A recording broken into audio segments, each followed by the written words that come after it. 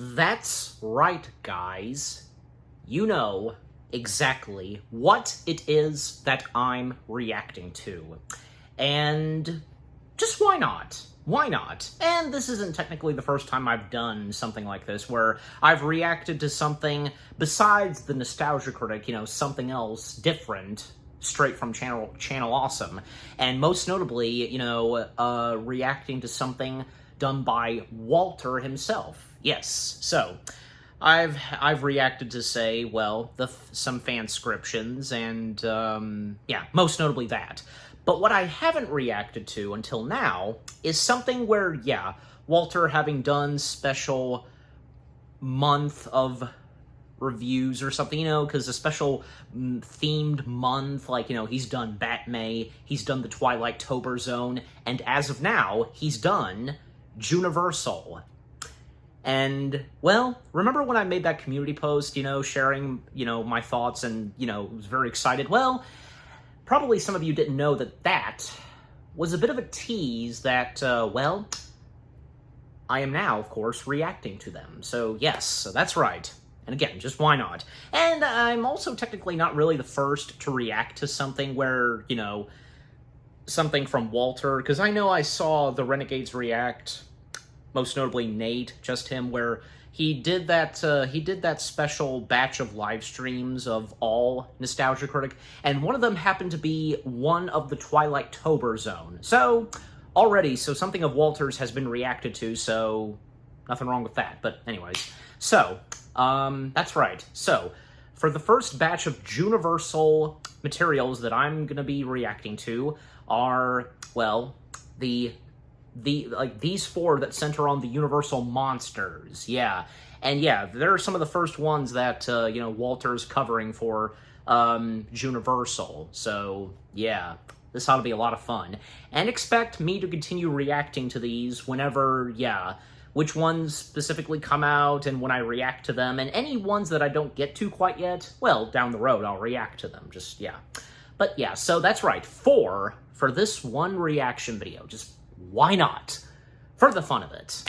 So, the first of the 4, the history of Universal's Dracula. Yes. So, no time to waste. This ought to be very interesting and a lot of fun, knowing the histories and facts of when Universal brought Dracula to the big screen.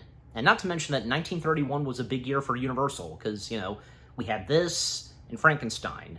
And of course, that's one of the 4 videos that I'm reacting to for this reaction. So okay. So, enough said. And by the way, I do have, as I record this, it's lunchtime, so I have lunch with me. So, well, especially with how with these 4 videos I'm reacting to, talk about perfect timing eating lunch. So, alright.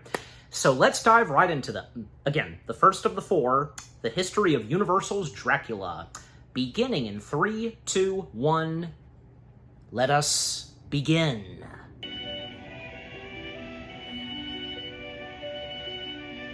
Oh, that's Jim. Nice. I am Dracula.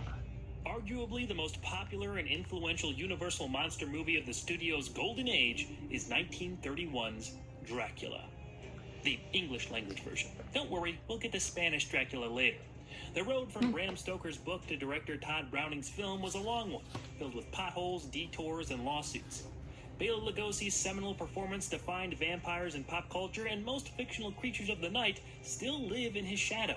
So how did Universal's groundbreaking adaptation reach the silver screen, and why is it still so beloved? Let's bite into this classic and find out. Yes. A solicitor named Renfield is on a business trip to Transylvania, finalizing a deal on an English residence called Carfax Abbey.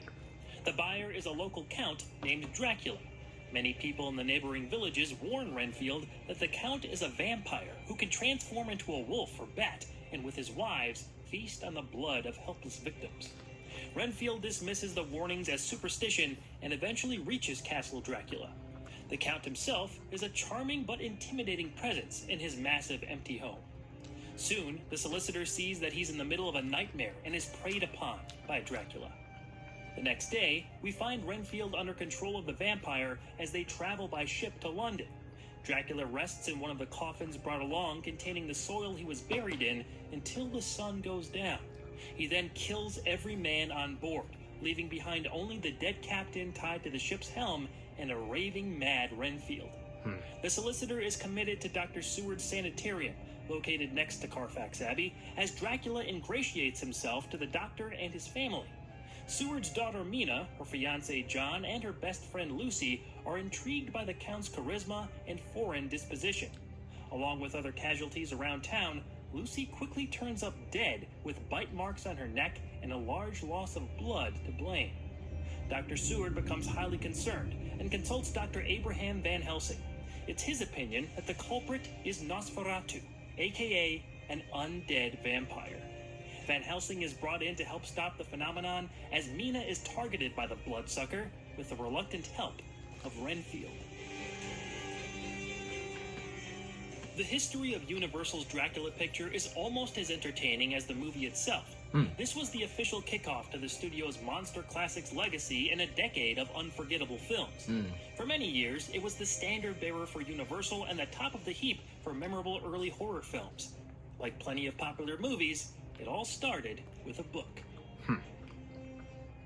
Bram Stoker published the Dracula novel in 1897. The titular villain has gone on to become one of the most adapted characters in literature, with dozens of incarnations from stage to screen, big and small. One of the earliest adaptations and what's recognized as the character's first film is the 1921 Hungarian silent movie, Dracula's Death. While it's been lost for decades, the film is reported to have little to no resemblance to Stoker's novel. The story followed a man in an insane asylum who claimed to be Dracula and later asks to be shot to prove his story. The man dies, but it's left unanswered what his true history was. Dracula's Death is notable, but it was made without the permission of Stoker's widow Florence, and thus unofficial. Yet, copyright violations didn't stop F.W. Murnau and Prana Film from producing the still popular German expressionist classic Nosferatu, A Symphony of Horror, in 1922. Stoker's wife infamously won a court case to have all copies of the movie destroyed, but much like Count Orlok, the movie has survived well past its supposed expiration date. When it comes to stage and rightfully performances, so. Bram Stoker No hard feelings himself on wrote a Stoker's widow. 4-hour-long adaptation of his own work that was only performed once in 1897 to protect his ownership of the story. By 1924, British producer Hamilton Dean had debuted a new stage version that became immensely popular all over the world, including a run on Broadway that was revised by American playwright John L. Balderston. This play ended up being the main source the 1931 film drew from, including the look of Count Dracula, which was significantly altered from Stoker's description. Bela Lugosi, Edward Van Sloan, and Herbert Bunston played Dracula, Van Helsing, and Dr. Seward, respectively. All three were later brought in to reprise their roles in the movie. Yeah. Rightfully so, Universal was because supposedly they thinking nailed of those adapting characters. Dracula back in 1915 as a silent picture, but studio readers found it unfilmable in those days. Even though The Hunchback of Notre Dame and The Phantom of the Opera were huge hits for the studio, owner Carl Laemmle wasn't a big fan of horror films, and it took his son, Carl Jr., to finally make Dracula happen. He was able to convince his dad after telling him other studios were looking to gain the film rights. With his son as the producer, Laemmle Sr. reluctantly agreed under the condition that Lon Chaney starred as the vampire. Jr. was already hoping for the It's actor thanks to legend his take son. up the role, Without and him, also just, yeah. playing Van Helsing. Chaney seemed to decide against becoming involved when he re-signed with MGM for 3 years. He would pass away of lung cancer and a throat hemorrhage in 1930 at the age of 47. Yeah. The onset of the Great Depression affected Laemmle Jr.'s work on the project, but he pressed on. Back in 1929, Universal planted fake stories about how their Dracula production was going to start principal photography soon, before they even acquired the rights. Paul Lenny was promoted as the director, with Conrad Veidt as Dracula. Fortunately, Lenny died of blood poisoning in September of 1929, and Conrad Veidt returned to his home country that same year, concerned about starring in American talkies with his German accent. Despite these setbacks, Universal secured the film rights to Dracula for $40,000 in 1930. Todd Browning was brought on as director, known at the time for 1927's London After Midnight and 1930's Outside the Law, plus many other credits. Browning's voice is actually heard when unsuspecting Londoners discover the ship ravaged by Dracula. Here now, get back. Captain dead, tied to the wheel. Horrible tragedy, horrible tragedy. Bela Lugosi lobbied hard to play the lead vampire on screen. For whatever reason, he wasn't at the top of the production team's list, regardless of playing Dracula on stage for years. As other candidates fell by the wayside, they made Lugosi a lowball take-it-or-leave-it offer, and with no other option to get the part, he accepted. With the major players finally in place, Dracula at last officially entered production. Originally, the movie was going to stick closer to the novel with a big budget, but because of the Depression, they were forced to scale back and chose to model the film on the famous stage play. Ultimately, Dracula was given a $355,000 budget and started shooting in September 1930. Unusually, it was filmed roughly in sequence with the events of the script. The crew finished principal photography 6 days late, but came in $14,000 under budget. Additional scenes and retakes were filmed in December. Shot simultaneously on the same sets was a Spanish-language version of Dracula, directed by George Melford and starring Carlos Villarreal. Since talkies were still in their infancy, Latin countries were eager to hear dialogue spoken in their own language. Dubbing was considered cheating back then, so Universal decided to produce an entirely separate film with a budget of $66,000. Melford's crew shot overnight after Browning's wrapped their production day. They were able to review Browning's dailies and attempted to top his work. Many have praised the Spanish-language film as superior, and they're right. Outside of Bela Lugosi's performance, this really does have the leg up. The English-language film was shot by innovative German cinematographer Karl Freund. Plenty of sources online also give him co-directing credit, claiming he took over those duties for much of the shoot. Within his legendary filmography, Freund shot Fritz Lang's Metropolis and would go on to direct The Mummy for Universal in 1932. Nice. There are moments featuring the dynamic camera movements that Freund was known for, along with striking lighting setups, but much of Dracula sees his talents a bit restrained. Highlights include some of the backgrounds near Castle Dracula. They were pulled off by placing painted glass in front of the lens, creating some impressive-looking in-camera landscapes. At times, that strong work is weighed down by puzzling visual decisions by either Browning or Freund, such as when Dracula shows up at the London theater to meet our protagonists. His initial interaction with Dr. Seward is conducted a step below the box, which makes the menacing villain look short in stature. It even fooled critics at the time who commented on Lugosi's height. In reality, the actor was 6'1" and taller than Seward's actor, Herbert Bunston. There's no doubt that Bela Lugosi is still thought of by most fans as the definitive on-screen Dracula. I agree. Even if people don't know his name or have never seen this film, they know his intonations, his movements, his poise. They're synonymous with Dracula and vampires in general. Children of the night. What music they make. I never drink. Why? I want to suck your blood has got to be up there with Luke, I am your father, as famous movie lines that were never actually said by the original character. Lugosi's accent and demeanor is so cemented into pop culture that we attribute stuff like this to him. His Dracula also defined what vampires were supposed to look like. How many Halloweens over the years have you seen kids dressed up like him without even knowing it? We can trace this specific look back to the 1924 play, which did away with the novel's white-haired, mustachioed nobleman monster and replaced him with a younger, debonair magician. Seriously though, they used stage magicians as an influence for the character's wardrobe, and it works great. It's not Stoker's Dracula, but Lugosi was apparently proud of that. He was happy that his version of the character was his own. Does the performance hold up now? Oh yeah, I think so. Yeah, There's an why wouldn't intangible it? appeal about this guy that still pops off the screen. There are far worse things, waiting man, than death. Lugosi doesn't turn in the only iconic performance here. Dwight Fry clearly had a ball hamming it up as Renfield. It's second only to Dracula as a character archetype that continues to be used in this actor's image. He's mad. That laugh is nuts and memorable as hell. Fry's line delivery nearly steals the show. Rat.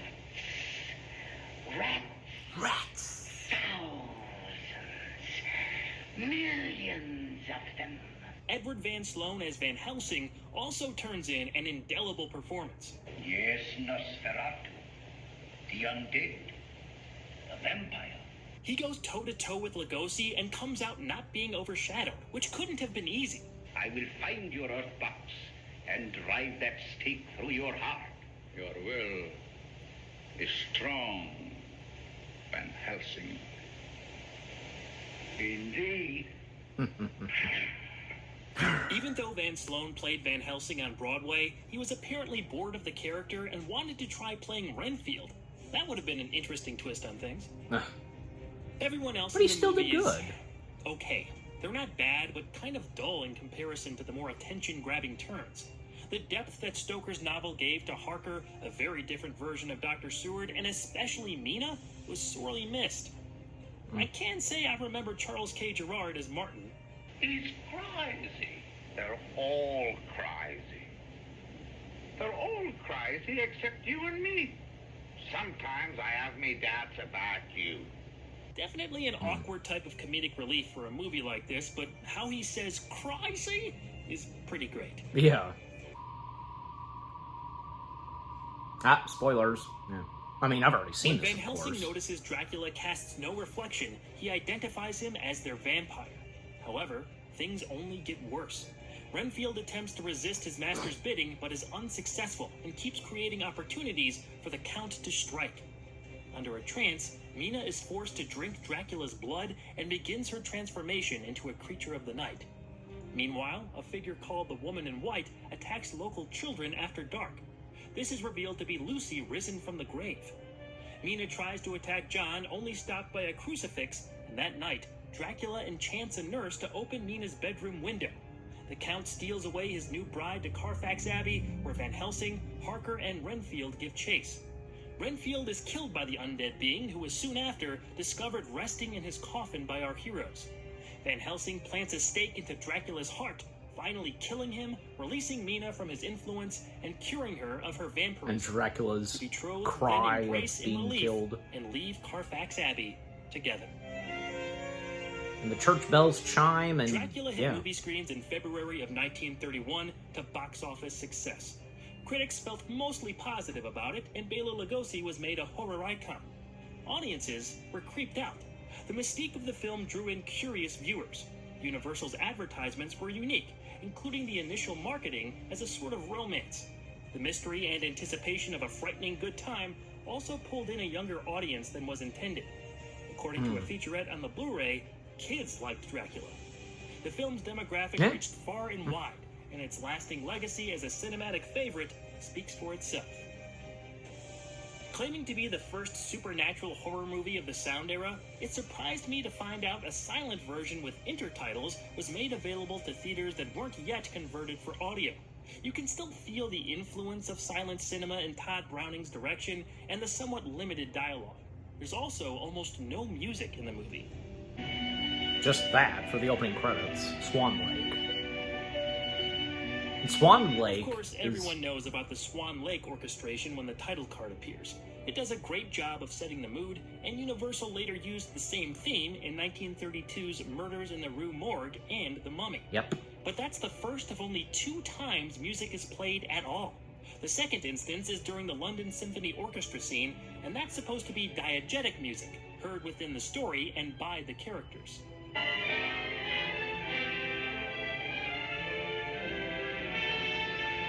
In the infancy of the sound era, movie studios were afraid audiences would reject or be confused by music that wasn't heard inside the contents of the film. That's why it was barely used here and during the concert sequence.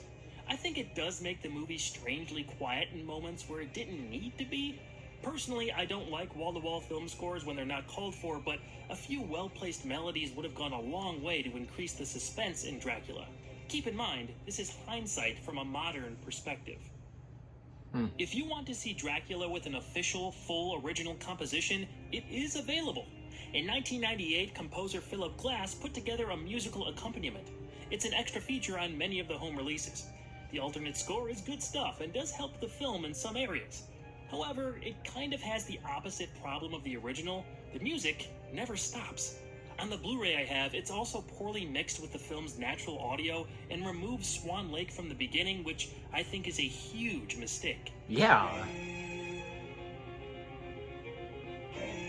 They could have just done their take on Swan weren't Lake. used to seeing the horrific imagery Bram Stoker presented in his novel. Thus, Dracula's more graphic or controversial moments were toned down or omitted completely. It's a bit absurd to think that no fangs or bite marks are ever shown on screen. Barely any blood is visible, and the Count isn't depicted actually feeding on Renfield, Lucy, or Mina. Lugosi must have tried to compensate for the faceless vampire with that pained expression he uses when advancing towards his victims. It's kind of silly looking now, but without the sharp teeth selling those shots, he had to try something. Yeah. There it is. Yeah. Dracula's off-screen death groans were cut for nearly 60 years before Universal eventually restored them on the Laserdisc release. The movie already has a bit of an anticlimactic ending, so I can't imagine watching a version where we don't at least hear Dracula die. Yeah. There was also an afterword by Van Helsing carried over from the stage play. He would hope the audience not be consumed by bad dreams of what they just witnessed, but flip the script by ending his speech with a reminder that when it comes to the horrific and supernatural, There are such things. footage of this epilogue must not be salvageable enough to be fully restored, but Universal did provide a short glimpse of it in their Road to Dracula featurette. It was reportedly censored to not intrigue viewers with a belief in the occult or offend religious groups. What would have offended people in a different way was the bat plane Dracula was going to use to travel to London in an earlier draft of the script. That's right, instead of a ship, he was supposed to commission a custom airplane complete with wings in the shape of bats. This is according to film historian David Scull's commentary on the film. I mean, it would have been different. Well, the film didn't make it on screen. This piece of cardboard somehow did. This thing shows up in multiple scenes, and I guess nobody noticed it. I'm sure a grip on set clipped it to the lamp to properly light a certain shot, but the fact that it was never taken away and is decently well known to fans now makes it a fun quirk to the production. Yeah. Another, coincidence, we'll call it, is that Helen Chandler, the actress who played Mina, was married to Cyril Hume during the making of Dracula. Hume would go on to write a little 1956 sci-fi movie called Forbidden Planet. Cool. Yep. If you're familiar with my Twilight Zone reviews, you know I just can't seem to get away from this movie. Even in a totally differently themed month. It's crazy. I digress. Yeah. I learned all this by way of the abundant amount of special features on the 4K Blu-ray. If you're a fan of Dracula or film history, the behind-the-scenes information presented is fascinating. Carl Laemmle's niece, the late Carla Laemmle, even hosts one of the featurettes. She actually appeared in the film way back when, and was given the first line of the whole thing. Yep. Yeah, I did watch a snippet of that on the Blu-ray copy I have. As for the main cast, Lugosi, Fry, and Van Sloan would show up in more similar roles for Universal. Van Sloan even reprised his part of Van Helsing for the 1936 sequel, Dracula's Daughter. As we go along here, you'll see them pop up more. Dracula is still an enjoyable peek into a time period that kickstarted how we view these characters in modern culture. Some of the shots, sets, and performances are fantastic, but I'd be lying if I said the movie was perfect. Maybe that's because I enjoyed the folklore angle of the original novel and the chilling scares of 1922's Nosferatu more. I just think the overall story and characters are meant to be deeper and more interesting than how they were presented here. If you know Stoker's novel, you'll quickly realize that things are quite different when the film opens on Renfield traveling to Castle Dracula instead of Jonathan Harker. One of the writers supposedly thought Renfield was more interesting, and seeing the origin of he and the Count's association was more effective. It also eliminated the awkward return of Harker to London later in the story. Because this movie is only 74 minutes, I can appreciate the thought process of consolidating characters and settings, but it also made our protagonists, Mina in particular, much less compelling. There's no denying its place in history, though. 1931's Dracula is legendary for good reason. Be sure to check out my Walter Culture channel and stay tuned right here to Juniversal. Because next time, we meet the monster. Yes, which I'm going to be reacting to after this, so... He's crazy. a Juniversal video. Am I to assume that when he covers the later films of Universal, you know, like when it comes to, say, Back to the Future, Jurassic Park, etc., the Juniversal logo is going to change, you know, a Juniversal video? You get what I'm saying, just, yeah. Alright, so that was the first Juniversal video that I've reacted to, the history of Universal's Dracula. Everything that Walter covered, the history and background of Dracula when it came to making the 1931 film, and, you know, some things that I didn't fully know about until now, was really interesting. I quite enjoyed that. You know, because with what all Walter had to say, and, yeah, just already, and now that this is the first one I have watched and reacted to, literally, yeah, I'm enjoying this. I'm enjoying Juniversal so far. I mean, I, of course, knew that I would when it was first announced, so, yeah. And I know and shout out to my bro, Tiki, from So You Want to Be an Imagineer. When I shared him this, yeah, he, too, was looking forward to it, so, yeah. Alright, so, next up, and literally, because, and, you know, because I'm sure you guys know that, from, say, Batmay, Twilight-Tober Zone, and with Juniversal, you know, these videos coming out every single day of the month. So, yeah. So, a day after the one with the history of Universal's Dracula, then came, and which is the next one I'm about to react to, how Universal redefined, am I saying that right? Yeah. Frankenstein. Grrr, yes. So, yep. Of course, that's the next one I'm reacting to. But, actually, very quickly, quick timeout. Okay, guys, time back in, because, yeah, for that, you know, that quick jump cut, because, just for just a few seconds, I just wanted to stretch some and so on, just, yeah. And also wash my hands after I handled food, but, yeah, so, but, yeah. With that taken care of, yeah. We shall now continue, so, and there will be another jump cut, I think probably after I'm done with this, because I'll be getting something else to snack on, dessert, but yeah, alright, so, let us now dive into the second Juniversal video for this reaction, which, yes, where Walter covers Frankenstein. How Universal redefined, yeah, Frankenstein. Yeah. Well, again, like I said earlier, that same year, when Dracula came out, we would also get Frankenstein. And it's obvious that these two movies, they are what solidified horror, and the two of them would be the start/beginning of, you know, the series of Universal monster stuff, you know, from Universal themselves. You get what I'm saying. So, yeah, this ought to be very interesting. So, with that being said, no time to waste. Let us now dive into the second Juniversal video for this reaction, how Universal redefined Frankenstein. Beginning in 3, 2, 1, in we go.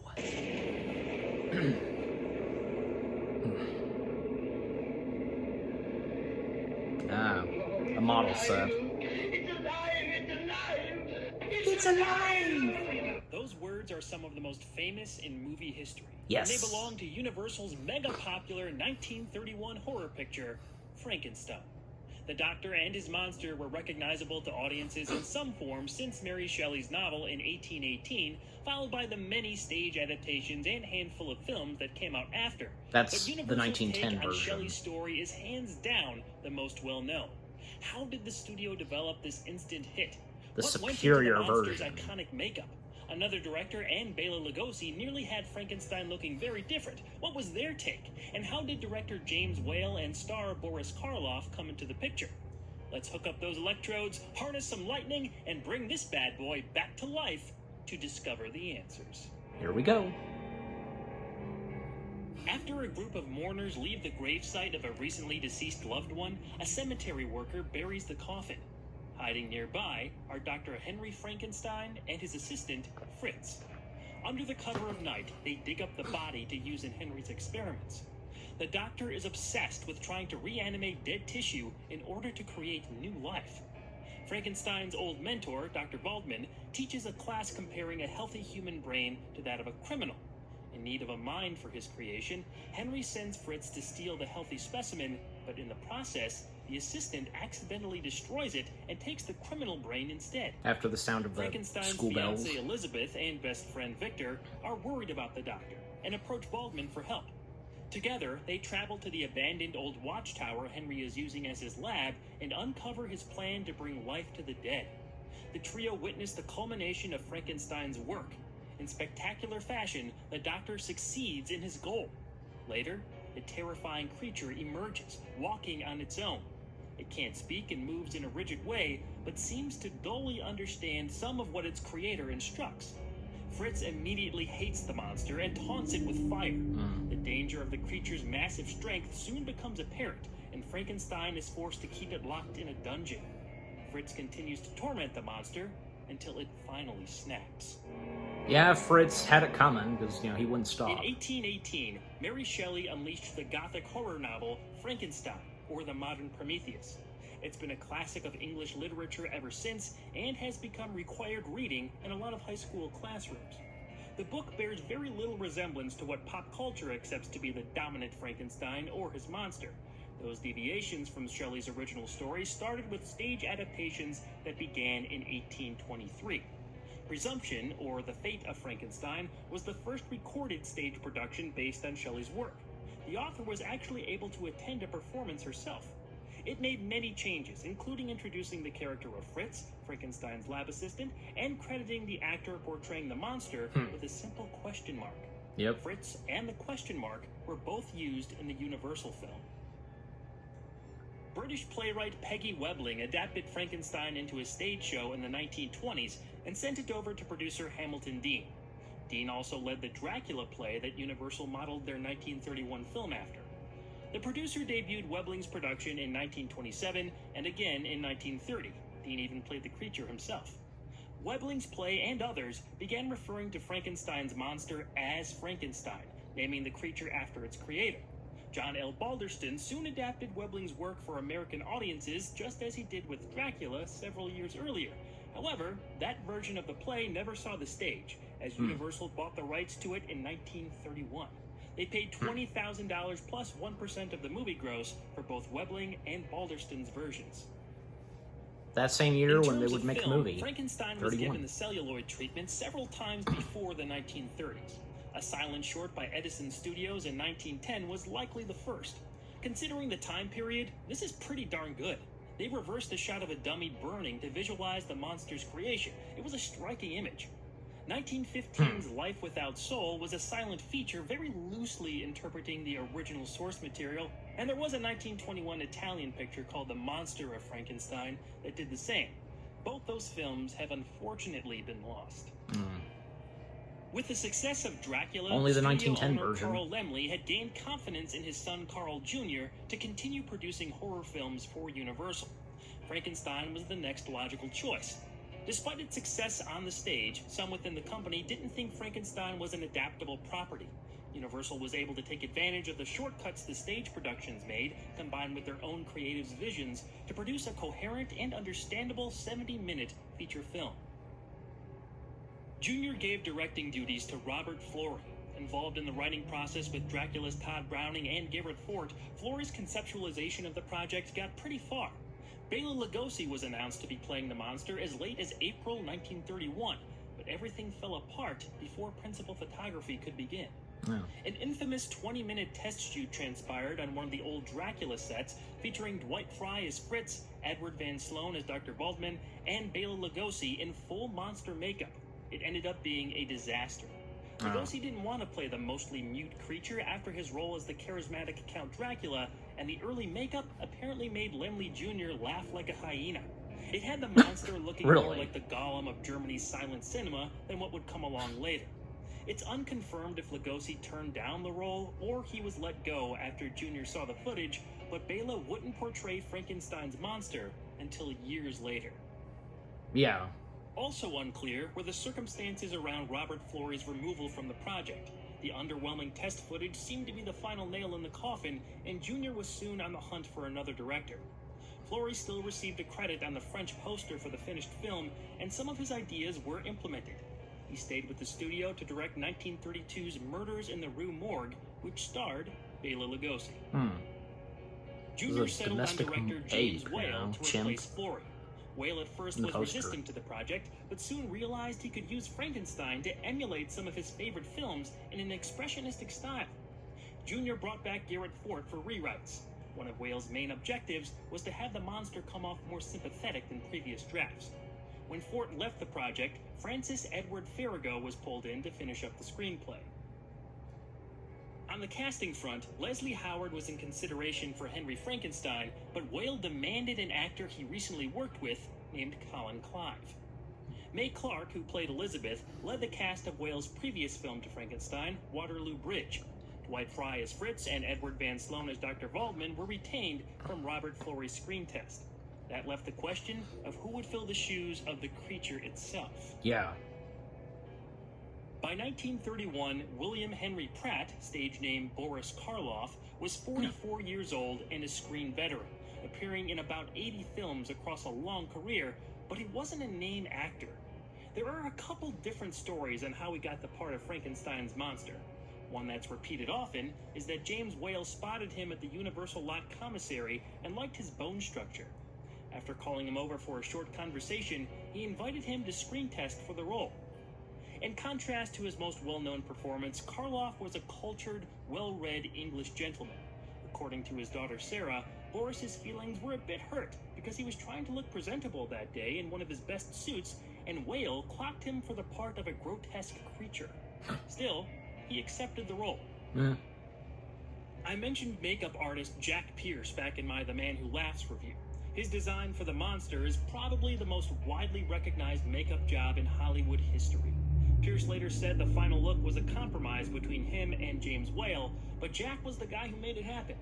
The flat head was partially inspired by the monster from Edison's 1910 short film, but it was a practical choice for the character of Henry to hypothetically pop open the skull, remove the and crazy place the brain hair, inside. you know. Karloff himself suggested the heavy eyelids to make the monster look less alive. Pierce achieved this with mortician's wax. Boris also removed the bridge from his mouth and sucked in his right cheek to give his face a more lopsided appearance. Pierce then darkened Karloff's fingertips to simulate blood that had settled in the extremities. The costume included a pair of 13-pound cumbersome boots, a suit with shortened arms that was supposed to be an old jacket of the Henry character, padding all around the upper body, steel struts in the pants, and more. In all, Karloff was boosted to 7 feet tall and wore 48 pounds on top of him. Despite being so covered up in makeup and padding, the actor's performance shines through like a beacon. His facial expressions and movements made the character what it was. The head and front brow consisted of cotton, spirit gum, and collodion plastic. The smell was strong. It was uncomfortable to wear and painful to remove. Karloff said it took 4 to 6 hours a day to apply the makeup and 90 minutes to 2 hours to get it off. The actor was overworked on set, putting in 15 to 16-hour days. This violated the Academy's rule of 12 hours per day for actors. After Boris appealed to the Academy about the situation, Lemley Jr. shortened his workday toward the end of the shoot. The challenging production took its So this movie could have gotten an Oscar He nomination lost 25 for makeup. pounds, developed scars on the sides of his neck from the electrodes, and had back problems for the rest of his life because of the physical nature of the role and James Whale's demanding directing style. Whale sometimes insisted on dozens of takes that resulted in injury, and Karloff used no stuntman. Even Colin Clive had his arm dislocated during one of the on-screen scuffles. Whale was deeply involved in every aspect of production. While some of the Gothic sets were in line with Robert Flory's original designs, Whale and his team more than made them their own. Cinematographer Arthur Edison and art director Charles D. Hall were told to reinforce the film's German expressionistic roots, and that really comes across in the long shadows and slanted backgrounds. The electrical equipment used by Frankenstein in his lab is forever tied to the identity of this movie too. It was all provided and operated by a Santa Monica inventor named Kenneth Strickfaden. Strickfaden created the equipment for the 1930 science fiction film Just Imagine, and it was used in other movies up through the 1970s. Mel Brooks even hired Strickfaden to operate the same machines in Young Frankenstein. Nice. Nice. 1931's Frankenstein was given a budget of $262,000 and began a planned 30-day shoot on August 24th. Somewhat like Dracula, it was filmed mostly in continuity with each scene. Yep. Finishing 5 days over schedule and $30,000 over budget, Universal was about to find out that they'd make that money back in spades. And spoilers. Yeah. They managed to film it the same year that it came out. This and Dracula. Fritz and hangs him in the dungeon. After another tussle with Frankenstein involvement, the doctors decided best to destroy the creature. The regretful creator lapses into a nervous breakdown and is taken home, while Waldman attempts to dissect the grotesque being. However, Frankenstein's mentor is killed by the monster before he can complete his task. Soon after, and unaware of the creature's persistence, Henry and Elizabeth proceed with their wedding day. Meanwhile, in the countryside, the monster's innocent nature is brought forth when he befriends a little girl named Maria. Their pleasant interaction turns deadly when the creature tosses Maria into a lake. Thinking she'll float like the flowers they just threw in, he inadvertently drowns the little girl. Yeah. Stories of Walden's death and She wasn't even that far in the exchanges lake. with people on the mountainside reach Frankenstein, and he locks Elizabeth in a room for her own safety. Yet, the creature climbs in through the window and attacks her, fleeing before help can arrive. In the village, Maria's father approaches the burgomaster with his daughter's dead body, demanding retribution. The villagers share his sentiment, and teams are formed to search out and take down the monster. Eventually, their target is located. Creature clashes with creator. The monster takes Henry to a windmill, with the torch-bearing villagers chasing close behind. Frankenstein is overpowered by the creature and thrown from the top of the structure. Henry is severely hurt, but alive. The villagers then set after the hitting one windmill of those aflame, pillars, trapping the monster inside and finally ending Frankenstein's wild experiment. On Friday, December 4th, 1931, at Times Square's Mayfair Theater, the monster terrorized movie screens for the first time in wide release. Frankenstein was a massive and immediate success, both commercially and critically. Audiences were taken with the horrific story of the Mad Doctor and his gnarled but sympathetic creation. Critics' praise was abundant as well, with the New York Times naming it as one of the 10 best movies of the year. In its first domestic release, Frankenstein grossed over $1 million, which was past double of Dracula's financial take. Another similarity to Dracula, but even more so, was the positive reaction of children to Karloff's monster. Kids seem to relate to the character as an innocent caught up in a world he doesn't fully understand, failed by his creator. This younger demographic ensured Frankenstein's success for the long haul. While the movie did become a smash hit, it still upset what we'll call certain groups. The movie was previewed in Santa Barbara, California in October of 1931, and the audience's reaction was said to be that of stunned silence. They were overwhelmed by what they experienced, with a big sticking point being how grim the movie was. Universal took swift action. They ordered Edward Van Sloan's intro at the top of the film, warning people of what they were about to watch. If you feel that you do not care to subject your nerves, which is kept in the film itself, as of your now. Chance to, well, we warned you. Van Sloan also closed out Dracula with a similar scene, but the one in Frankenstein is still attached to the movie today. Universal also added a scene that confirmed Henry's survival after being thrown from the windmill. Originally, both he and the monster were to perish. That final sequence with Henry's father gleefully drinking to his son's well-being has always felt out of place. The natural ending point was absolutely the burning windmill. Colin Clyde wasn't actually in the scene either, as he was back in England when the sequence was being shot. He's replaced with a stand-in the background. You won't even scenes were pay attention to his face but the anyways. most important one was that of the monster and Maria, the little girl the creature accidentally kills. There was apparently a closer shot of her drowning in the water that was trimmed out of the final movie. However, the alterations to this scene didn't end there. It was cut entirely in some areas. In others, they just saw the monster reach for her before going to the following scene. Considering the state we see Maria in next, I think this makes her fate much darker. The implication of what happened is too broad, and a reasonable viewer would be justified in thinking it was a much more violent end. This also takes away from the monster's sympathetic nature. This sequence was a battle on set as well. Karloff wanted to preserve the monster's pathos and felt tossing the little girl into the drink was too much. The crew agreed with him, and he pitched gently placing her into the lake instead. Perhaps the girl would even survive the incident. But James Whale was adamant that this tragedy needed to unfold the way it was written. The director famously responded, "You see, it's all part of the ritual." Karloff accepted Whale's reasoning, and they went ahead as planned. Marilyn and Boris got along well. I'm sure their friendship came in handy when they had to throw her into the water twice after hoping for one take. She didn't sink the first time, and Whale asked the actress what she wanted to let them retake the splash. Harris responded with a dozen hard-boiled eggs. They reset, dried off Marilyn, and successfully completed the retake. The next day, the director left 24 eggs for her. Maybe that made up for how badly Harris's back hurt from staying limp while later being carried by Maria's on-screen father. While partially edited out in certain releases, the eggs Universal worked, I eventually presume. fully restored the lake scene. Same goes for this Frankenstein line. In the name of God, now I know what it feels like to be God. Religious groups objected to Henry's blasphemous comparison to God, and they cut this line on reissues of the film, or covered it up with thunder. It also was restored in its entirety on later home releases. Censorship for Frankenstein was more widespread in other domestic areas and overseas.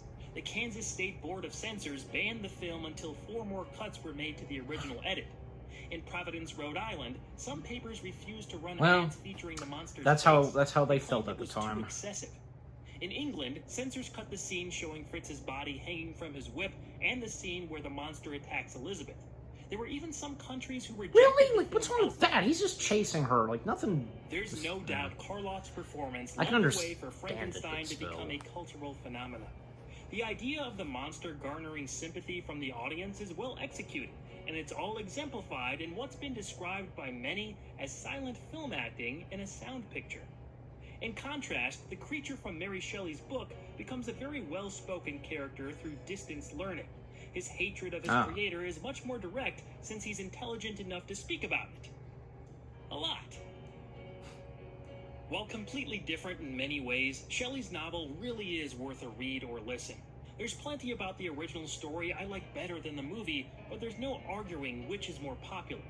If you'd like to see a film closer to what the book presented, there's 1994's Mary Shelley's Frankenstein, starring and directed by Kenneth Branagh. That was pretty It good. features Robert De Niro as the creature.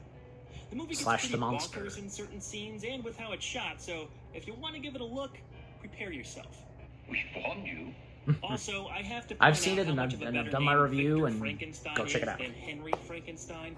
Fortunately, I think most people are familiar with Victor as the lead character. Here, they modeled the name switch after Peggy Webling's play, where Victor's first name is swapped with his friend Henry. Colin Clive as Henry Frankenstein had the necessary guilty conscience mixed with inherent darkness to pull off the starring role. Some of my favorite scenes with him are quieter moments. Crazy am I? We'll see whether I'm crazy or not. You never wanted to look beyond the clouds and the stars, or to know what causes the trees to bud, and what changes the darkness into light. But if you talk like that, people call you crazy. James Whale added that last exchange late in the process, and it really gets you on Henry's side, even though what he's doing isn't exactly responsible. Yeah. The rest of the cast delivers adequate turns as their respective characters. A standout once again was Dwight Fry as Fritz. The assistant was mute in the play and early The Igor incarnations of the this script, movie. but Fry was able to do a lot with the dialogue he was given. James Whale took a liking to him and cast the actor in future films. Edward Van Sloan was as reliable as ever as the authority figure, Dr. Baldwin. He didn't quite have the extra sass Van Helsing did in Dracula, but he's memorable enough as Henry's old mentor. I feel like Yeah, Meg it is the Clark same wasn't guy, quite given enough you to know, do as as Van Elizabeth. Helsing. She's very watchable, but I could have stood to see her involvement increased. In the novel, the character's relationship with Frankenstein is much more layered. There are hints of something deeper here with John Bowles as the Victor Morris character, but their sort of forbidden connection in other script drafts wasn't elaborated on in the final movie. It's impossible to understate how incredible Frankenstein looks. Every set offers a view into an off-kilter world that is engrossing to watch and easy to get swept up in. Oh, yes. The climax with the villagers and their torches chasing down the monster reminded me strongly of The Man Who Laughs, especially in the village set. Seeing that windmill burn down is still the pinnacle of the excellent black and white cinematography. We're never explicitly told when or exactly where the film takes place, but as film historian Sir Christopher Frayling says in his commentary, that vagueness only adds to its fairy tale mystique. Yeah. Common for the era, there's almost no music in the film. What we do have is the Bernard Kahn theme from the title card. Yes. There's also a little ditty at the end, but Frankenstein has so many loud scenes from the monster's creation to the villagers' hunt, I didn't know. When we think of Frankenstein and the music, we think of that. It solidifies the charismatic presence of Bela Frankenstein. Its theme. Frankenstein is just a more exciting, emotionally investing, and fun film. It's still exciting to watch. Now, I do believe 1935's Bride of Frankenstein ups the ante and delivers an even better movie, utilizing more storylines from the book. Karloff, Clive, Fry in a different role, and director James Whale returned for the sequel. But Universal couldn't have gotten there without the 1931 original. Nope. Boris Karloff would go on to become a huge star for the studio, starring in many more films and achieving legendary status in his later years. While he may have been a bit typecast in horror films, the actor had no problem with it. He remarked about how lucky he was to have work and to have left his mark. The role of Frankenstein's monster is one he was grateful for the rest of his life. Another shout out to the 4K Blu-ray for the ridiculous amount of information mentioned here. There's a ton more that I couldn't fit in, so if you're interested, pick it up. Also, check out my personal I technically channel, have it, Walter so Culture, for more content. And join us next time. We're taking Juniversal on the road, baby. You don't want to miss it. Yes, and that. To our son, to the house of Frankenstein.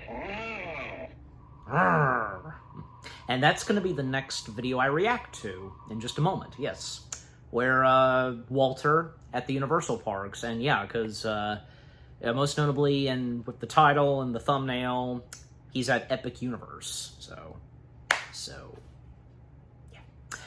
Alright, so that was the second Juniversal video, which being how Universal redefined Frankenstein. Another good one, yeah. The history and fun facts and reviewing and breaking down Frankenstein all together, awesome. Yes. And yeah, like, it was cool with that Walter mentioned about Mary Shelley's Frankenstein, you know, that is directed and stars Kenneth Branagh, Sir Kenneth Branagh, I should say. Again, I've seen it, watched it, and reviewed it, and if you want to go check it out. I thought that one was pretty good too, yeah. Being close, you know, just about to the book. You know, and the same goes for, like, say, because, you know, Mary Shelley's Frankenstein in that same route as, well, another film that came out 2 years before that, Bram Stoker's Dracula, that Coppola directed. Yeah, that too. And, you know, what those two versions of, you know, those movie adaptations of the books have to offer that were each directed by Coppola and Branagh, they were not that bad. So, and again, and as I mentioned, because, yeah, like, the Blu-rays and such, and that Walter mentions, yeah, because I already have my copies, like a box set collection of the Universal monster films, so, yeah. But anyway, so, yeah. Some stuff that Walter brought up that, I mean, I didn't fully know until now was really good. Some more facts that I didn't know that much of about the original Frankenstein. I mean, I of course in fact knew about that. Well, Lugosi was originally involved to play the monster, but ended up not doing it, and thus, you know, we got Karloff. But eventually, Lugosi would end up playing the monster, and yeah, that was pretty interesting. And also, what else to mention? Well, I don't know, I mean, because I will say this because, yeah, even as of now, it's ridiculous to learn and know that back then, you know, some movies like Frankenstein were censored and stuff being cut and trimmed. You know, it sounds ridiculous hearing it as of now, but you gotta admit and understand, like, what it was like back then, you know, and for movies like Frankenstein, so... But hey, you know, even as of now, rightfully so, you know, movies like Frankenstein being fully restored and so on. Yeah. Alright. But yeah, just overall. The second Universal video that I've reacted to, how Universal redefined Frankenstein, another good one. Okay, so, we have 2 more left, and yeah, because the first 2 I reacted to, they were up to 21 to 23 minutes, but these ones are short, so yeah. The second to last / third Universal video that I'm going to be reacting to is Monsters Unchained, the Frankenstein experiment at Dark Universe. And let me read that again. Jeez, don't you always have trouble with that? You're saying the opposite. You're reading the opposite word. You know, just so let me try that again. Monsters Unchained, the Frankenstein experiment and Dark Universe. Okay, there we go. Yeah, so I presume that, excuse me, I presume that, well, for this, he's going to be covering the one attraction at Dark Universe that's a really good one. Yeah, the Frankenstein experiment. But also, what else, what he's got to say entirely on Dark Universe itself. Yeah. Again, he's, Walter's starting off with, say, the, horror genre, you know, from Universal, so, yeah. And, the first, still shot of this video is Walter at Epic Universe itself, yeah. And I dig the shirt he's wearing, so actually, because, yeah, I saw on Facebook where, yeah, a picture of him right outside the portal of Dark Universe and having that shirt on, just, yeah, that's awesome. And what type of drink is... Well, I presume it's like, the cup is in the style of a potion bottle, but that's pretty cool. Okay, so the Burning Blade Tavern, okay. And yeah, I can see that right behind him. It's the burned mill. All right. Yeah. Okay. Like I said earlier, and yeah, that's what I'm gonna go ahead and do it now. Another jump cut / timeout. Okay. So time back in, and yeah. Again, had to you know, I was gonna be doing this, and thus I have, and just stretching some, but also had to get dessert. I did mention that earlier. So thus, yeah, I have dessert with me. And, yeah, again, we're down to 2 more Juniversal videos for this reaction, and they are short. So, yeah. I mean, of course, you know, the first 2 weren't long, but still, you know. Well, the fact, because I'm doing 4 for this reaction, but, yeah. So, again, the second to last / third Juniversal video that I'm about to react to is Monsters Unchained, the Frankenstein experiment and Dark Universe. Yes, so Walter covering the Frankenstein attraction, but also Dark Universe itself altogether. So let us see what this has in store, and the fact that Walter himself actually present at Epic Universe and in Dark Universe. You know something else? Like I have a good feeling probably Walter's going to bring this up because what was brought to Dark Universe at Epic Universe is something that, you know, what could have been, what it should have been for Universal's original attempt to make their own cinematic universe that started with The Mummy, with Tom Cruise. I'm sure you know what I'm talking about exactly. Just, yeah. It could have been something. It really could have. But unfortunately, with The Mummy starring Tom Cruise having tanked hard, that killed it on the first try. And yeah, for the Mummy film having been the first chapter of Universal's planned cinema universe, you know, cinematic universe, etc., with their Universal monsters. Could have been something, because, you know, I do recall, because, like, Johnny Depp was slated to be the Invisible Man. I think Benicio del Toro would have been the monster, I think? Yeah, I'm pretty sure. And besides, like, or no, not Benicio. Javier, what's his last name? You know, Penelope Cruz's husband. I think he was slated for the monster. Yeah, either that, him and someone for the Wolfman. I have to go back and look because, I remember that there was a promo photo and such, the cast slated for being a part of Universal's planned cinematic universe of the Universal Monsters, which of course, again, never came to be, but yeah. Anyways, so, enough said. Let us now dive into the second to last Juniversal video for this reaction, Walter present at Dark Universe at Epic Universe. 3, 2, 1, away we go. Oh my gosh, it's like... Talk about perfect timing. It's alive! It's alive!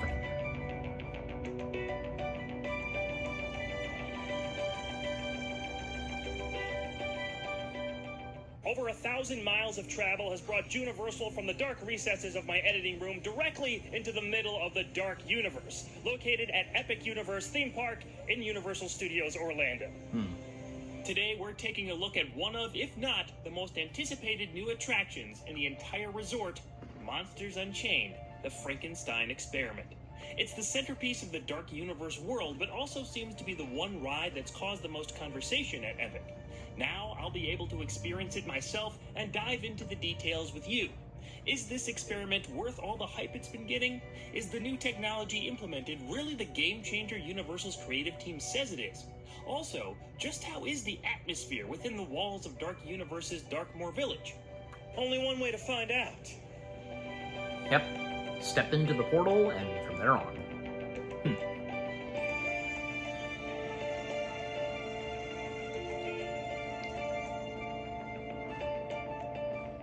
Before making it over to the centerpiece attraction, I had to wade my way through Darkmoor Village. You first enter through Dark Universe's unique portal. A purple orb adorns the archway with Henry Frankenstein's classic words below it. It's alive! It's alive! Darkmoor's entrance combines thick, overgrown tree roots with a tower reminiscent of something that might be used by Dr. Frankenstein to harness the power of lightning and bring his creation to life. Inside the portal is a screen of purple, cosmic-looking imagery that leads you into old-world architecture featuring slanted wooden beams and lanterns. On the other side, you're brought into a cemetery with Gothic statues and headstones. Immediately to the left are the chained-up Frankenstein catacombs. It's closed by order of the Baron of Darkmoor himself. Just before you enter the main thoroughfare, you can see the village name emblazoned on the side of a stone arch, appearing as if the metal was hammered and bent into the shape of the letters. The candles behind it are a nice touch. The village center is made up of stone buildings with some accented perspectives. It calls to mind Universal's famous European village set used in The Man Who Laughs, Frankenstein, and many others.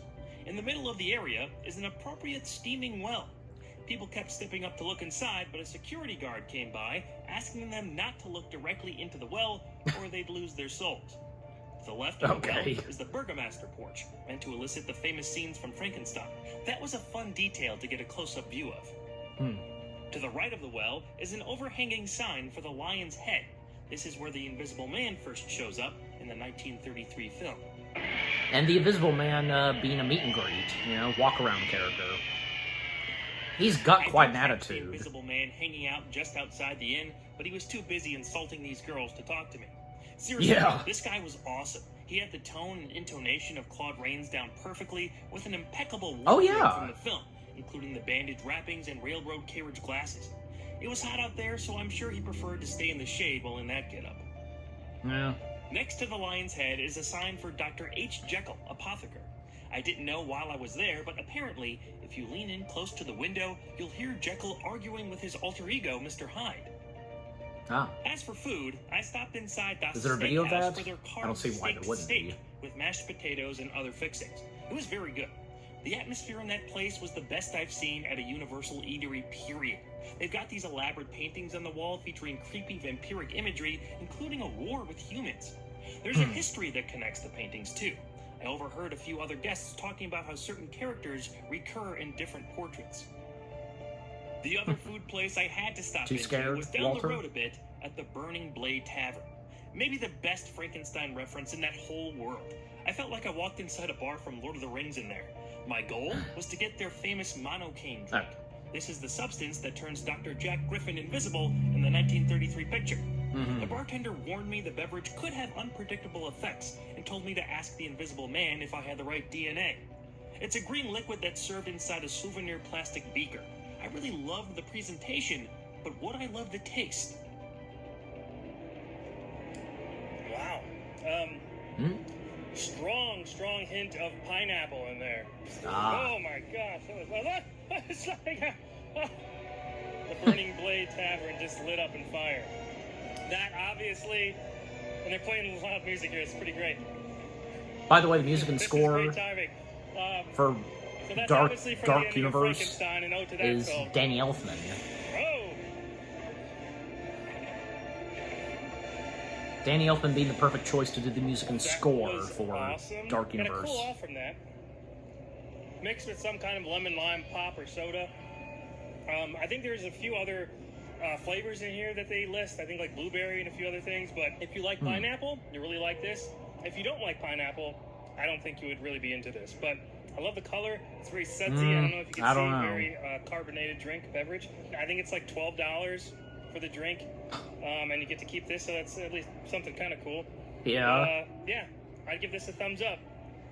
Yeah. Am I invisible yet? Wait, check this out. I'm gonna do a dissolve effect in post-production.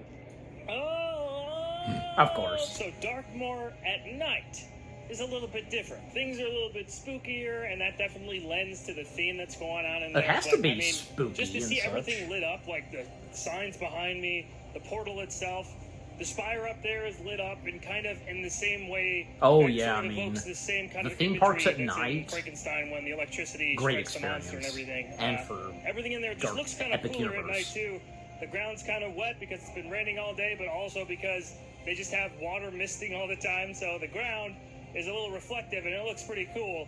You Yeah. have Frankenstein's castle all lit up, looks amazing. If you have a chance, and I know not everybody does, but if you ever have the chance to come out here, this is a great place to go check out, especially if you're a big fan of the original Universal monsters and that whole legacy. I know there's a lot I missed with the limited time I had, like the makeup experience. It makes me want to go back. Outside of the Invisible Maybe you Man, can the soon. only other character I caught was the new version of Igor featured in the Monsters Unchained ride. If there are any other Easter eggs you've spotted yourself, leave them in the comments. Of course, the main attraction was held within Frankenstein's Manor. Sitting at the end of the village, it's a towering sight that ties the whole area together in spectacular fashion. Both the exterior and interior gave off some Tower of Terror and Haunted Mansion vibes from over at Disney, but make no mistake about it, this was very much its own thing. I never tied really thought of deeply it. into the roots of Universal's monster legacy, and I think they really knocked it out of the park here. I recommend this attraction wholeheartedly. The experience was absolutely enthralling, and I want you to have the same chance at seeing it for yourself. So I'm going to put a spoiler warning Rightfully up so, just using in the case likeness you of don't what's wanna his face who hear and played see all the Henry ins and outs. Frankenstein. Ah, okay, spoilers, yeah. Like the I'm gonna do my new best to version. not look up any outside explanations of the Frankenstein experiment Like story. I said earlier. The following is what I picked up on from walking the queue and riding the attraction. The detail in this place is crazy. It feels like every which way you turn, there's an Easter egg, a reference, or just something appealing to look at. The queue is gorgeous. Even starting from the outside and heading in under those gates, there's plenty to feast your eyes on as you get closer to the manor. Inside, you get a glimpse of the foyer, but can't take in most of the Gothic beauty until a little later. There are shelves stacked with old tech and books, but I didn't have enough time to get a good look at most of it since we were moving pretty quickly there. At the end of the first hallway, there's a flashing bit of text on the wall that asks, "Who's the true monster?" Great way to start our journey and get us in that Frankenstein mindset. cool. After going back outside in a courtyard area, I briefly saw a section that snakes the lines way far back. Thank goodness I didn't have to stand in any of that, as there wasn't much to propel the story forward. The total Yeah. wait time for me was about 40 minutes, as we moved at a good pace, taking everything in while not standing still for too long. We soon walked into a living room space, and my excitement kicked up. The ceiling was painted What's with coming these up here, ghostly I angelic love, demonic like, creatures the similar to some of the stuff corpse at that of the steakhouse. original But monster. what really got me was the wedding picture of Henry and Elizabeth above the fireplace. Seeing Colin Clive and May Clark represented as their characters from the 1931 film, And we was saw a great painting of him tribute earlier. and reward for those who've seen the classic. There's a family tree on the back wall featuring Victoria Frankenstein, whose story we'd hear more about later. A newspaper burns among the firewood that reads "Shadows over Dartmoor," giving us another clue about what to expect. There was probably more to look at, but not much time to inspect closely before we moved on. Then we were presented with the supposed corpse of the original Frankenstein monster. Yes, A futuristic I love X-ray that. scanner gave out some information about the specimen. Another aspect I wish I could have looked at longer. At this point, we started to see some more modern tech and sketched out plans merged with the older era equipment and body parts. It seemed like Victoria was trying to improve on Henry's work. On one of the chalkboards, there were hints about what was going on, including a mention of vampiric, wolfman, and gillman blood. Next was a full view of the foyer as we climbed the stairs. Frankenstein monster-style statues stood on the floor like grotesque Renaissance sculptures. The walls were painted with more detailed renderings of resurrected beings with electric blue eyes. Lights flashed as the blacklight paint shined. At the top of the steps, Colin Clive showed up again as Henry Frankenstein in an old portrait, emphasizing the twisted reverence he holds in the manor as patron saint of his revived creatures. And with the The likeness of story came into what's-her-face. clearer focus when we entered a room with photos of different monsters on the walls and a found footage type projected video on the far end. More plans for new experimentation were also featured in various forms. An ancient Egyptian scroll, suggesting the presence of the mummy, was seen for the first time, as the video seemed to show subjects being attacked by monsters and waking up in the care of Victoria Frankenstein. Another room continued the electrical theming as we were shown a diagram of a vampire bat before reaching a portrait of Victoria Frankenstein. She was on the opposite end of the balcony from Henry. Finally, we were guided into the area with the pre-show video. This is a nitpick, but I wish they shot this and the found footage content in live action. The CG animation is fine, and I know it can cheapen things when a live action segment is poorly integrated into an attraction with this much detail, but if they did it truly cinematically with real actors, it would have added a lot in my opinion. Anyway, we're properly introduced to the new Igor. He's a favorite at the park for a reason, with cheeky dialogue and an excitement for the uncertainty he's about to subject us to. We're to take a ride through the Frankenstein catacombs. I like how the entrance to that location is the first thing you see in Dartmoor, tying things together. They also provided a miniature of the ride vehicle here, and my enthusiasm kind of dropped. I'm gonna get sick of it. They were showing this thing flip around so much I thought I was going to get motion sickness. It depends which on- happens sometimes. That depends on how you react The to next this room one. gave us Victoria in all her animatronic glory. Henry was her great-grandfather, and she's looking to finish his work. A new Frankenstein creature is unveiled to us, as is Victoria's aim to control the last monster left, Count Dracula. We're about to bear witness to the Dracula experiment. Right after one more room. But it was a good one. We see Dracula's coffin open and a picture of actress Mary Philbin on the ground. I'm sure this was supposed to be her Christine character from the Lon Chaney Phantom of the Opera silent movie. There's also Probably a so. broken cage and sarcophagus. Why else would it be The her? mummy is obvious, but I'm guessing the broken cage was holding the gill man from Creature from the Black Lagoon? Not 100% sure. After that, we were one dark hallway away. Alright, I just got off the ride. And All I can say is that I'm stunned, absolutely blown away by the technology that they presented. This was an extremely smooth ride that moves you around from different perspectives. I did not have any nausea whatsoever. The animatronics themselves ranged from human size to much bigger, adding to the effectiveness of the chaos happening around you. It played out like the climax of a big franchise that you're right in the middle of. I loved it for that. I spotted the Hunchback of Notre Dame, Phantom of the Opera, Dracula's Brides, the Gill Man, the Wolf Man, the Mummy, and obviously I didn't see the Frankenstein's Hunchback. monster and Dracula mixing in with Igor and Victoria. Maybe my favorite part was seeing the Phantom at the beginning. Very effective moment that brings you into the probably experience. because of the bell. That giant Dracula animatronic showing up is hard to beat. Gotta love how Igor asks for good reviews at the end too. Easy to see why people like it. It seemed like Victoria was trying to control Dracula like she controls the second Frankenstein monster, but the Count absorbed the electricity of the experiment and became more powerful, letting havoc reign. The creature, Victoria, and Igor help us escape by fighting back all the monsters. Victoria finally defeats Dracula by blasting him with a concentrated sunlight ray. It's too early to say this is my favorite thing that I've ever written or anything like that, but I will say it is high up there, and I do not think that the hype is underplayed at all. I think this is incredible.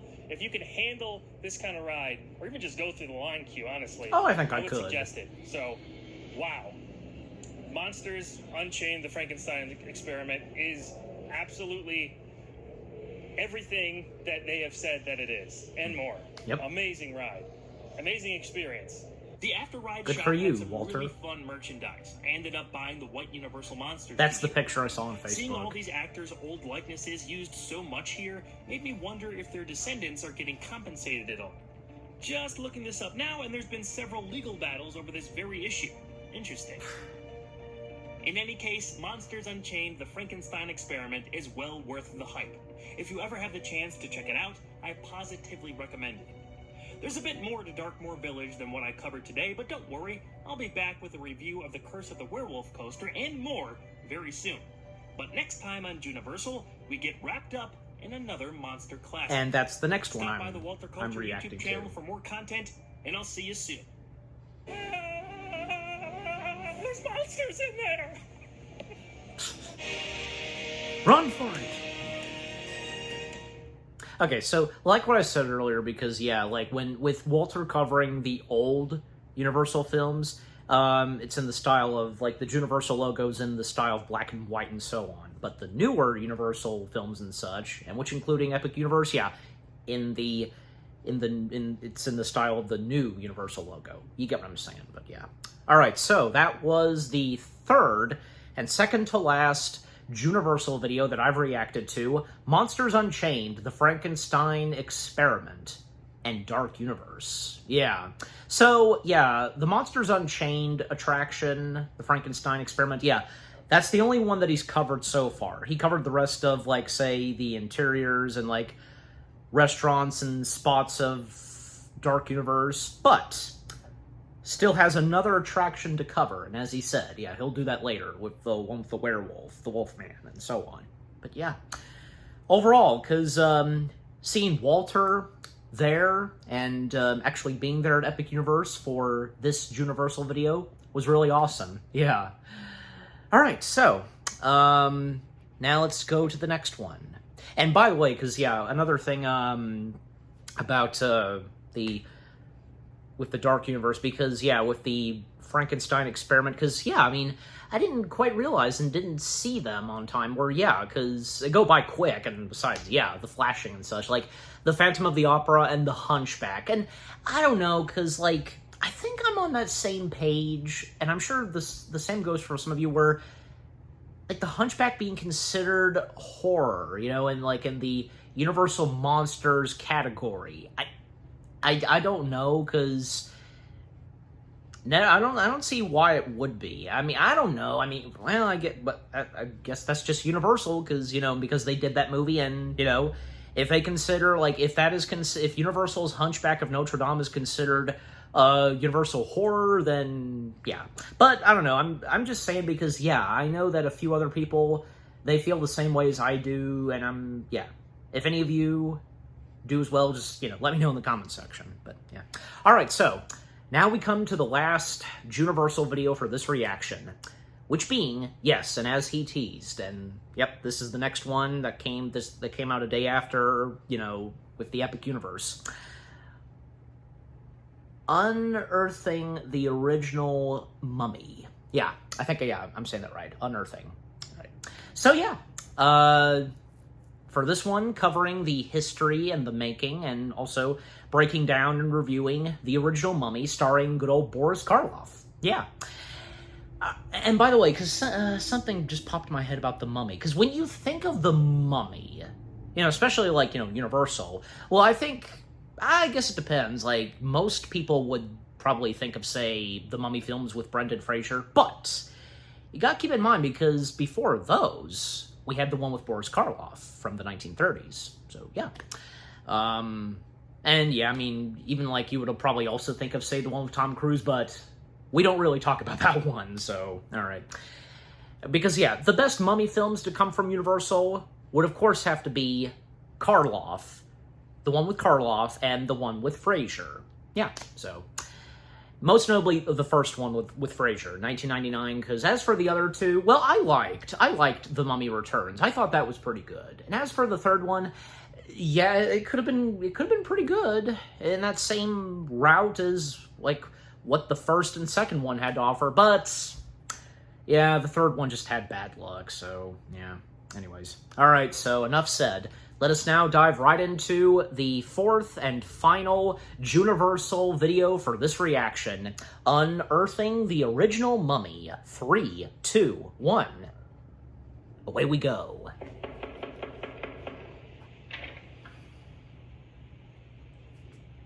One year after the massive success of Frankenstein, Boris Karloff was back in the lead role of another iconic Universal horror film, 1932's The Mummy. Other familiar faces returned too, both in front of and behind the camera. The legendary Jack Pierce attempted to outdo himself with a makeup job that was among the most extensive of his career. The Mummy also spawned a franchise that spanned into different eras. But it all started with an idea that originally wasn't a Mummy movie at all. There were also deleted scenes that indicate it would have been an even more epic experience for audiences. So help me pop open this sarcophagus and unwrap this decades-old favorite. In 1921, at a British museum in Cairo, Egypt, a team of field expeditionists analyze artifacts recently unearthed. The team is led by the patient Sir Joseph Wemple. His protege, Ralph Norton, and colleague, Dr. Muller, are fascinated by the unique find. A mummy who they surmise was buried alive is looked over by the doctor. Its sarcophagus is marked with the name Imhotep, high priest of the Temple of the Sun at Karnak. The sacred spells that protect the soul on its journey to the underworld are also chipped off the coffin. Imhotep was buried with a small box that's inscribed with a warning. Death, eternal punishment for anyone who opens this casket. Muller is adamantly against opening the cursed box, but the young Norton is excited to uncover its contents. As Wemple talks with his friend outside, Ralph is overcome with curiosity and unveils a scroll. As he reads from it, the mummy is brought to life and takes the ancient writing, leaving Norton a cackling, mad mess. Over a decade later, Sir Joseph's son Frank now works at the museum with Professor Pearson. They've had a scarce season, barely finding anything of value. A stoic Egyptian named Ardith Bey arrives to point them in the direction of a site containing the remains of Princess Anksanama.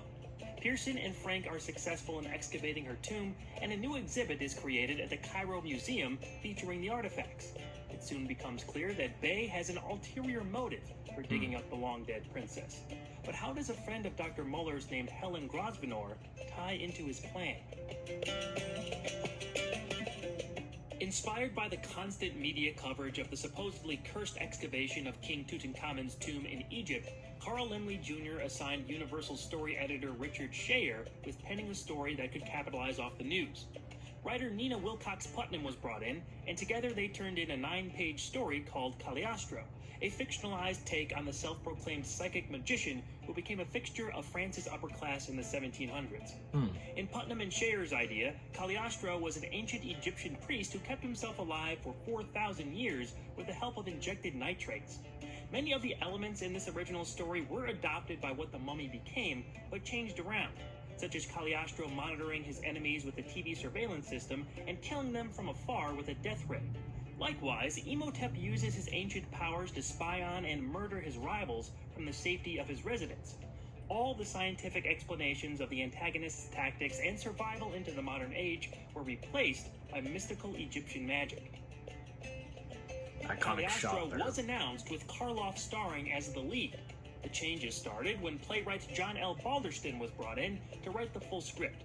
As a journalist, he covered King Tut's finding in 1922 and seemed well suited to fleshing out a story that evoked that theme and setting. What the writer came up with was a reworking of Cagliostro that bore more of a resemblance to his Dracula play. In fact, some of the early titles he or the production company suggested were Undead or King of the Dead. Imhotep also originally spent his nights inside his sarcophagus. After seeing Dracula so recently, it's very easy to spot the strong similarities. Sometimes it feels a little too close to the Count's Universal movie. Even if we remove the involvement of Dracula stars Edward Van Sloan and David Manners portraying the same basic roles, even if we look past Dracula cinematographer Karl Freund sitting in the director's chair here, the basic story structure is largely intact.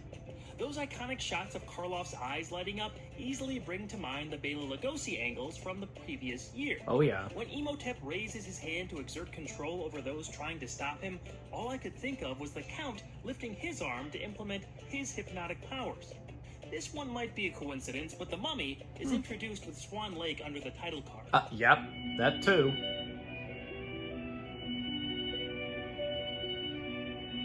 Some of the film historians who were interviewed or had commentary tracks on the home releases go as far to say The Mummy is a remake of Dracula. It's hard to argue their point. The Arthur Conan Doyle Didn't really short cross my story, The mind Ring when of Thoth, watching The was Mummy. also pointed out as having very similar features. While he had a relationship with Universal for partially writing the stage productions they adapted into Dracula and Frankenstein, Balderston had never actually written a screenplay before. Knowing that, one might find it strange that he had very detailed camera movements listed in his script. The film follows those directions precisely, which wouldn't leave much room for first-time feature director but career cinematographer Karl Freund to interpret the material. Well, there might be an explanation for this. Freund was hired about a month before Balderston's final script was completed. In his commentary track, film historian Paul M. Jensen theorizes the director had to have had some involvement on the final draft.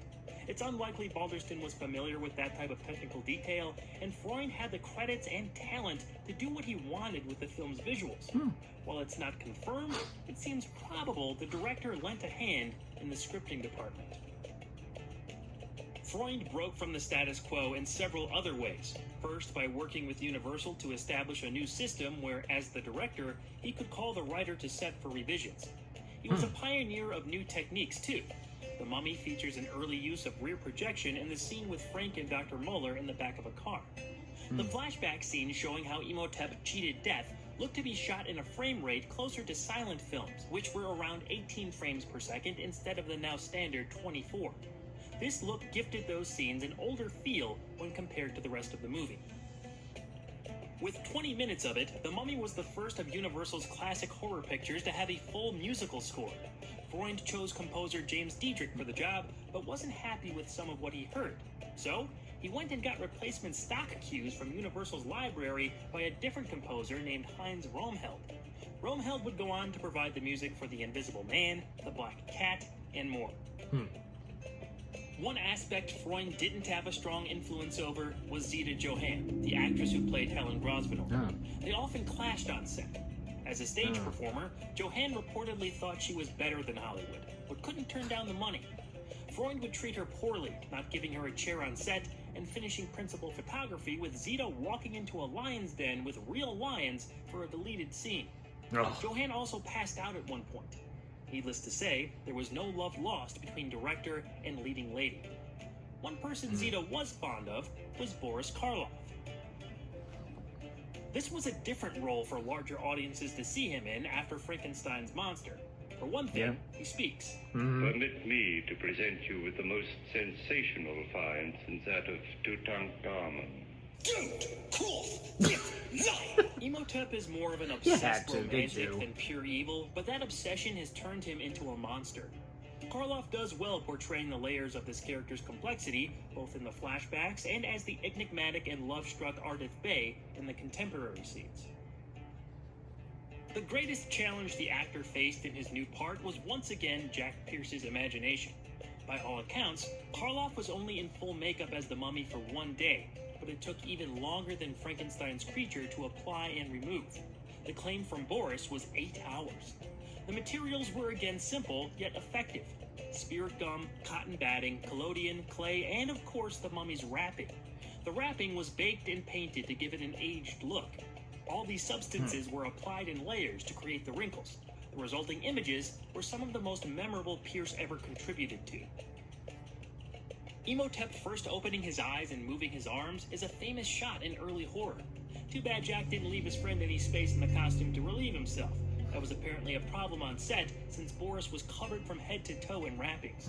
There are a few promotional shots with Imhotep in full body makeup and costume, but it's never seen on screen. Considering how great that opener was, I think they made the right choice in keeping our view obscured. Yeah. Wearing and removing the makeup was excruciatingly painful. Even in the scenes as Ardith Bay, Carlos Worse had to than wear the a monster version of the makeup? wrinkled mummy appearance. To add detail, Pierce painted his eyebrows, and wardrobe placed him in lifts to make the character more imposing.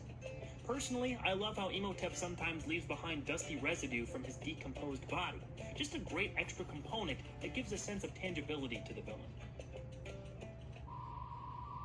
Oh, and here come spoilers. At the Cairo Museum, Ardith Bey, aka Imhotep, reads from the Scroll of Thoth, which awakens the reincarnated spirit of Ankh-Senamen inside Helen. Thousands of years ago in ancient Egypt, Imhotep and the princess were forbidden lovers. When Ankh-Senamen died, Imhotep broke sacred law to steal the Scroll of Thoth. He performed the spell that would bring him back to life after death, in hopes of retrieving his reincarnated princess in another lifetime. However, he's caught performing this sacrilegious ceremony and is condemned to death by being mummified alive. The scroll was buried with him, so no other would try the same. Acting as Ardith Bey in modern day, Imhotep has the power to put others in trances, spy on his enemies, and kill from afar. When Dr. Muller and Sir Joseph discover Bey's true identity, the elder Wemple attempts to burn the scroll, but Imhotep induces a heart attack, murdering him. As Bey pursues Helen, Frank also falls in love with her, creating a tug-of-war between Helen's past life and her current one. Finally, Imhotep succeeds in abducting the woman and restores her memories of Ankh-Senamen. But to truly be together for all time, he must burn her original body, kill Helen, mummify her, and resurrect her as a living corpse, just as he's become. After resisting, the princess is put under Imhotep's influence and is nearly killed before Frank and Muller arrive. They cause a long enough distraction for Ankh-Senamen to snap out of it. She quickly repents for breaking her vow as a Vestal Virgin and prays to the goddess Isis to deliver her. Imhotep then crumbles to dust as the Scroll of Thoth burns and Helen is reunited with Frank. And a happy ending there. Upon its release on December 22, 1932, The Mummy received a lukewarm reception from critics and audiences. It didn't make an overwhelming amount of money for the studio, but was a moderate success. The film saw bigger box office returns overseas versus domestically. Theatergoers reacted to some of the scares, and the art direction stood out. It has since become a much more respected picture in the eyes of fans. Yep. At one point, we were all very close to seeing substantially more from The Mummy. There were 13 pages cut out that were shot. These scenes mostly centered on seeing Ankh-Senamen living her different lives in other time periods. At one point near the end, Imhotep holds a bronze mirror to Helen that reflects back Ankh-Senamen's deaths in ancient Rome, the Middle Ages, and much more. These short glimpses featured Crusaders, Vikings, it all sounds great, and some stills of these scenes survived. A lot of the flashback stuff we did see was originally ordered differently too. We had to wait longer to see Imhotep's full backstory, for example. Most of these changes were made at the behest of producer Carl Laemmle Jr., who had them cut to keep up the pace. I think this material could have added an extra dimension that would have improved the overall film if implemented the right way. Yeah. Unlike other Universal so. horror classics, The Mummy never received a proper sequel, but the franchise lived on in various forms. In 1940's The Mummy's Hand, footage from Imhotep's flashback is repurposed for the character of Karis. There would be 4 more Mummy films that stretched into the following decade. In 1999, Universal completely rebooted the property with the Brendan Fraser movies. Yep. That's where a lot of my memories of this franchise lie. Those films were more Raiders of the Lost Ark than vintage horror, but I look back at those first 2 entries of that trilogy fondly. Mostly. The Scorpion King movies and the Mummy animated series also spun off from this version. We can't talk about The Mummy without at least mentioning the 2017 Tom Cruise film. Yeah. As of the writing of this video, I haven't seen it, but reactions haven't given me much reason to. It was the start of Universal's planned Dark Universe series, but infamously bombed so hard that it tanked the entire franchise before... Yeah, I was right. Yeah, Javier. Still, I don't think that failure diminishes in any way the lasting impact of the 1932 film or even the Brendan Fraser trilogy. No. The Mummy is the first And time Russell we've seen Crowe that famous plane as logo since we started Dr. Juniversal, Jekyll. so that was a fun way to get things started. That, combined with one of my favorite title reveals and how incredible that introduction scene was, had me thinking I'd like this movie better than the first time I watched it. But as the film went on, it reinforced my opinion that The Mummy is just okay. There are excellent things about it. Jack Pierce's makeup and Boris Karloff's performance hold up exceedingly well. Carl Freund and Charles J. Stumar's camera work created some memorable shots that stuck with me. Imhotep's eyes, that movement leading to the flashback in the pool, Imhotep's death scene with the dissolve effect, and that whole introduction really do look great. Yes. It was also nice to hear them start to implement some music. The acting from most of the cast felt subdued outside of Karloff and Bramwell Fletcher in the opener. Considering the energy he brought and the trauma his character endured, I wish Ralph Norton showed up after the time jump.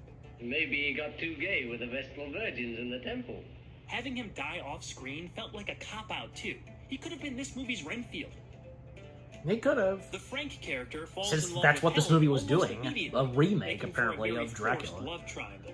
Don't you think I've had enough excitement for one evening without the additional thrill of a strange man making love to me? Helen, I love you. It'd be more forgivable if Zeta Johann and David Manners had better chemistry, but they just seem like an afterthought here. Yeah. The ending is also way too abrupt.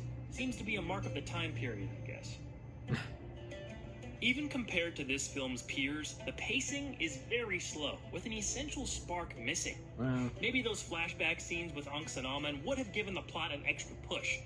Maybe. On the other hand, maybe Junior was right, and they would have slowed things down even more. Maybe that too. I do know they probably would have helped me follow the story a bit better. I've seen this multiple times, and when I'm in the middle of it, I always feel like I'm missing something about the backstory for some reason. In all, The Mummy deserves the praise it gets. I just don't think it's on the same level as some of its contemporaries. Thanks to the 4K Blu-ray and all the experts on there for the information I presented earlier. Remember to check out the Walter Culture YouTube channel, and that's a wrap. Or is it? Why don't we experience a Mummy adventure together? Yeah, that sounds like a hot night on the town. See you then. All right. That's that. For now. A Juniversal video. All right, so that was the fourth and last Juniversal video for me to react to for this reaction. Yes. Unearthing the original Mummy. And yeah, another good one. With what Walter had to say, and with the fun facts, / behind the scenes, and reviewing / breaking down the movie itself, and with the mentionings of what Universal would do next, you know, in the later years, doing more movies of the Mummy, most notably the ones with Brendan Fraser, and yes, you know, the one with Tom Cruise, and oh, yeah, Walter has not yet seen it. Well, if he's going to at some point, yeah, it will not disappoint for him, because, yeah, it's true, because, yeah, I'd be surprised to know if any of you actually did like The Mummy with Tom Cruise. I think I've only really seen it once, but yeah, I think I might have liked some of it, but it's been a long time, just, yeah, if it's worth even watching again. But anyways, yeah, and I mean, yeah, look, I mean, The Mummy itself, the original with Boris Karloff, may not be on the same strong level as, like, say, Dracula or Frankenstein or The Creature from the Black Lagoon, but it's still a memorable and prime staple of the Universal monsters. You know, the Universal Monster movie library, you know what I'm saying? Yeah, it's an important piece in that. Yeah, because with what the original Mummy had to offer and how it was done, and yeah, and when I watched it, it didn't occur to me that this was apparently like a remake of Dracula, but I don't know, like, it just didn't really cross my mind. But, yeah, anyways, yeah, and just the fact that 1 year after Boris Karloff made a name of himself playing the monster, then he would go on to play, you know, the antagonist of this, the Mummy himself, yeah, not another disappointment from Karloff, yeah, because, Having seen and watched the original Mummy, it was really good. And, you know, that also didn't cross my mind that there was some slow pacing and such. I don't know, I mean, just overall, I enjoyed it, yeah. Not once was like, oh my gosh, like, it's a bit slow or something. No, I don't think that ever hit me, but just, yeah. But yeah, overall, the Juniversal video itself, Walter covering the original Mummy, that was pretty good. And yeah, the first 4 Juniversal videos that I've reacted to for this reaction, they were really good. And what about you guys? What did you think of the Juniversal videos that I've reacted to? Any of you who enjoy Walter's content on Channel Awesome, you know, from, say, Bat-May, Twilight-tober Zone, and as of now, Juniversal. Yeah, what do you think so far of Juniversal itself? And which ones are you looking forward to the most that Walter's going to be covering? For me personally, just to quickly mention this, because the ones I'm definitely looking forward to are, well, most notably Back to the Future, Jurassic Park, Jaws, E.T., did I already say Jurassic Park? Yeah. I mean, those are other biggies for Universal. Yeah. And I'm also wondering, because it would be, for me, I'd like to see, if I'm sure he might. Maybe he'll cover, say, the Pitch Perfect films, Ted, Hellboy, The Golden Army, Paul, Cowboys and Aliens, Chef, the Jon Favreau film. It's hard to tell, really. I mean, yeah, because the ones I mentioned, the ones that I named off, they are Universal films, but maybe at some point down the road he'll get to them. But just, you know, we'll have to wait and see. That's all we can do. Yeah. For now, because, you know, Juniversal has just begun, and yeah, let us enjoy what is to continue to be uploaded and such that's a part of Juniversal. Yeah. Yeah, so again, what do you think of Juniversal so far? And what are you looking for? What Universal material, what movies from Universal Pictures, I should say, are you looking forward to the most that Walter's going to cover eventually? And that have so far been teased, yeah. Which ones have been your favorites so far, since he's starting with pretty much, yeah, a good chunk of the Universal Monster content / materials, yeah. And the fact that, yeah, because him being present at the Universal Studios parks, yep, awesome. But just, yeah. And also, like, anything that he's talked about in these Juniversal videos, stuff that you didn't know about, the facts and behind the scenes, yeah, what about that? Just overall, what do you think so far of Juniversal, and with the 4 Juniversal videos that I've reacted to, what I've had to say, and yeah, what did you think of my reaction? Leave comments and give this reaction video a like, as always. And so, with all that being said, thank you very much for watching. I hope you guys enjoyed my reaction to the first 4 Juniversal videos that I've reacted to. And again, why not? It just hit me, and I just wanted to do it. And and if you did enjoy it, then yeah, because let me know if, you know, you're anxious and looking forward to see me continue reacting to these. Yeah.